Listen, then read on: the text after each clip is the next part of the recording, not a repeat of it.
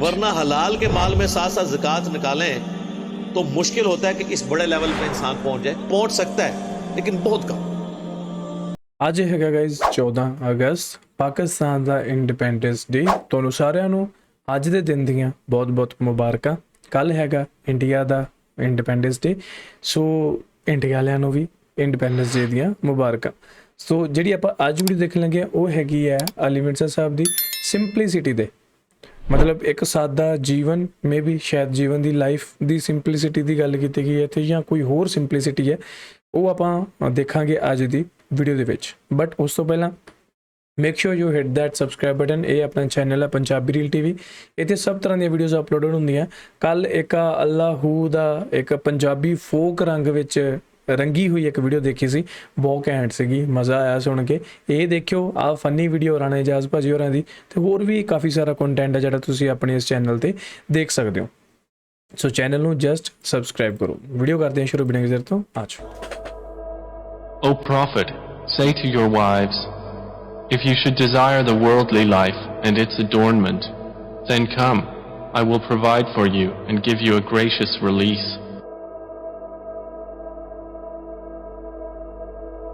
اے نبی، اپنی بیویوں سے کہو اگر تم دنیا اور اس کی زینت چاہتی ہو تو آؤ میں تمہیں کچھ دے دلا کر بھلے طریقے سے رخصت کر دوں. مسلم شریف کی حدیث ہے کہ نبی علیہ السلام نے فرمایا کہ میرے غریب اصحاب میرے امیر اصحاب سے 40 سال پہلے جنت میں چلے جائیں. جی قیامت کا دن 50,000 سال کا دن ہے، تو آپ کیا سمجھتے ہیں سیدھا ٹکٹ لگا ہوا ہے؟ 40 سال پہلے وہ لوگ جنت میں جائیں گے جو غریب صاحب آئیں. سر 40 سال کا ڈفرنس دنیا میں آپ ذرا امیجن کر سکتے ہیں؟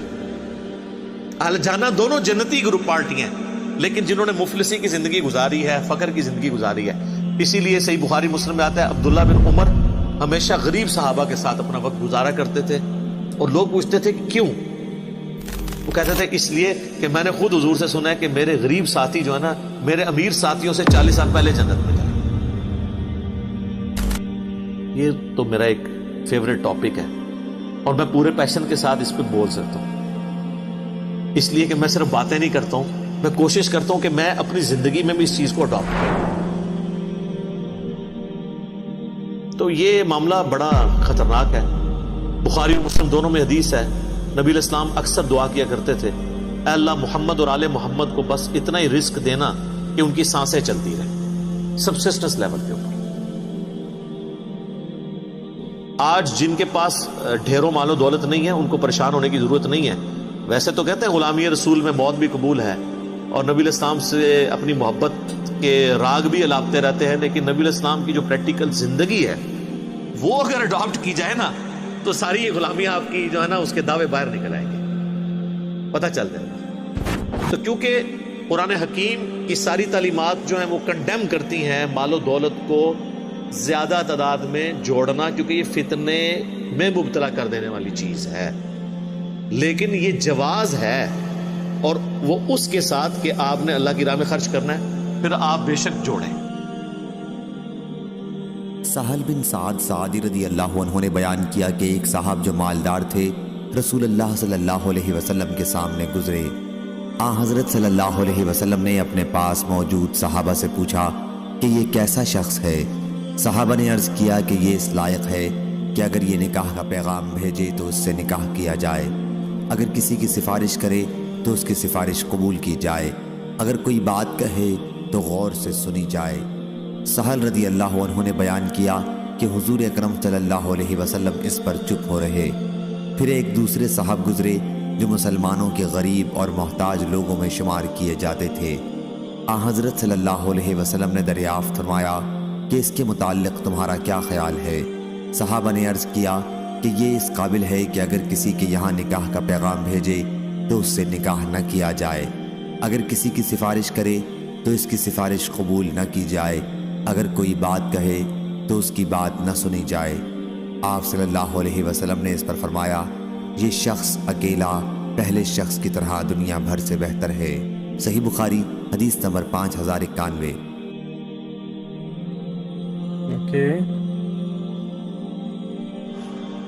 لیکن میں آپ کو یہ بتا دوں کہ اس وقت جتنے لوگ ارب پتی بنے ہوئے ہیں نا, انہوں نے زندگی میں کم از کم ایک چھکا ضرور مارا ہے کسی وقت. کہیں نہ کہیں انہوں نے ایسا معاملہ کیا ہے اور وہ تھریش ہولڈ پوائنٹ کراس ہوا اور اب معاملات چل پڑے. ورنہ حلال کے مال میں ساتھ ساتھ زکوٰۃ نکالیں تو مشکل ہوتا ہے کہ اس بڑے لیول پہ انسان پہنچ جائے. پہنچ سکتا ہے لیکن بہت کم. پھر ظاہر ہے کہ انسان کو آخرت کی فکر بھی ہوتی ہے. میں بالکل وہ صوفیوں والی بات نہیں کر رہا کہ جناب آپ جو کچھ مال ہے تو وہ مولوی صاحب کے حوالے کر کے تاکہ ان کے بچے وہ عیاشی کرتے رہے اور آپ خود بیٹھ جائیں. نہیں نہیں نہیں, یہ نہیں میں کہہ رہا. میں کہہ رہا ہوں جس چیز کا جتنا ریشو پروپورشن ہے اتنی ایفرٹ اس کے اندر پٹ کریں.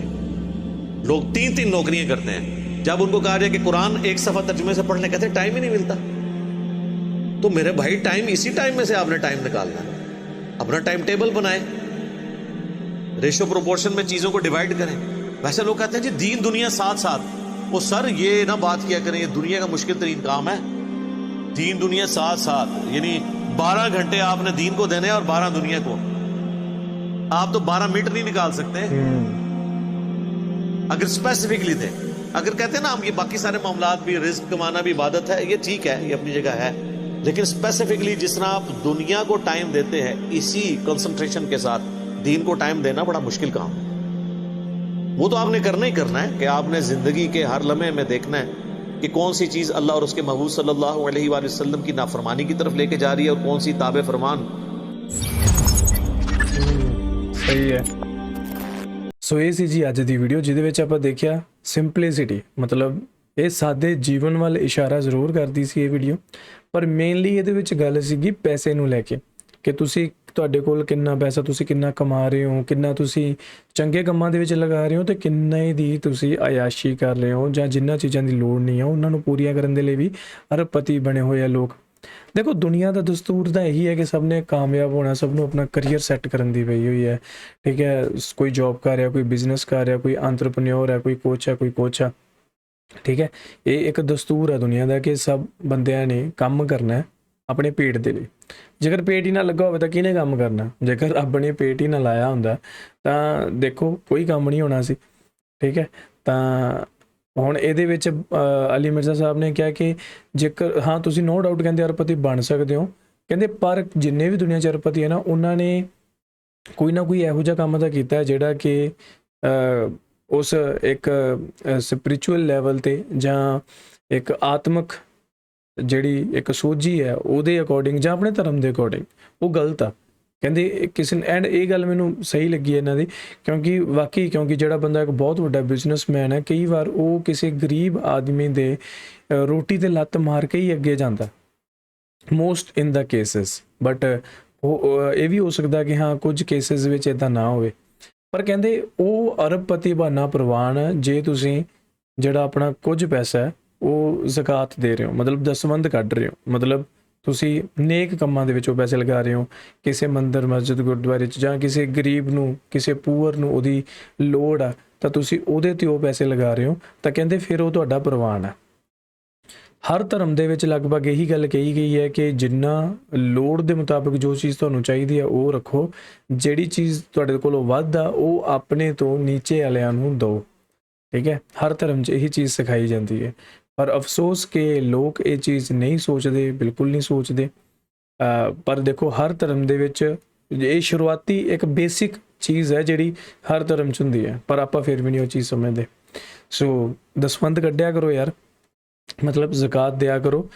ਸਿਰਫ ਉਦੋਂ ਨਹੀਂ ਕਿ ਜਦੋਂ ਰਮਜ਼ਾਨ ਜਾਂ ਜਦੋਂ ਕੋਈ ਗੁਰਪੁਰਬ ਜਾਂ ਕੋਈ ਕਿਸੇ ਹੋਰ ਭਗਵਾਨ ਦਾ ਕੋਈ ਸਪੈਸ਼ਲ ਡੇ ਹੈ, ਸਿਰਫ ਉਦੋਂ ਨਹੀਂ, ਆਪਣੇ ਡੇਲੀ ਦੇ ਰੂਟੀਨ ਵਿੱਚ. ਜਿਵੇਂ ਕਿਸੇ ਬੱਚੇ ਦੀ ਫੀਸ ਭਰਤੀ, ਜੇ ਤੁਹਾਡੇ ਕੋਲ ਹਰ ਮਹੀਨੇ ਤੁਹਾਡਾ ਬਜਟ ਇੰਨਾ ਕਿ ਤੁਸੀਂ ਆਪਣੀ ਇੰਨੀ ਇਨਕਮ 'ਚੋਂ ਇੰਨੇ ਕੁ ਪੈਸੇ ਕੱਢ ਸਕਦੇ ਹੋ, ਤਾਂ ਕਿਸੇ ਗਰੀਬ ਬੱਚੇ ਦਾ ਇੱਕ ਜ਼ਿੰਮਾ ਲੈ ਲਓ ਕਿ ਹਾਂ ਵੀ ਮੈਂ ਇਹਦੀ ਫੀਸ ਭਰਨੀ ਹੈ ਤੇ ਇਹਨੂੰ ਪੜ੍ਹਾਉਣਾ ਲਗਾਉਣਾ.